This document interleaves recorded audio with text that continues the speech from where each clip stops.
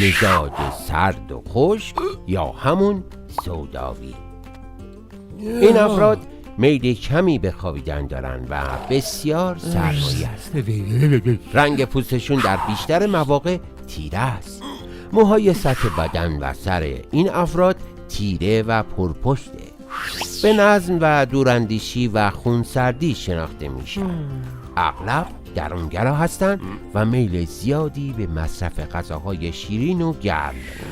اونا لاغر با استخوان‌های نازک و کشیدن و پوستشون خشک و رنگ اونها از حالت سفید تا سبزه و تیره متغیره.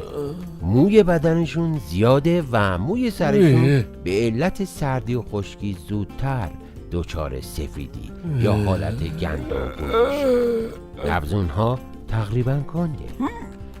بینی اونها خشکه، کم خوابن و تحمل هوای سرد رو ندارن. تمایل به خوردن شیرینی و گرمی ها دارن. اونها افراد دقیق و منظم، دوراندیش و محاسبه‌گر و محتاط هستن. بیشتر اوقات دچار نگرانی و دودلی و وسواس در تصمیم گیری ها میشن. لجباز هستن و در تصمیمات خودشون بسیار پایدار و ثابت قدم. خیلی اهل فکر و خیال، خودخور، درونگرا و کم انرژی هستن و مستعد افسردگی و وسواس هستن. زود سیر میشن اما سریع هم گرسنه میشن و قدرت هاضمه بالایی ندارن. از نظر قدرت و میل جنسی هم ضعیفن.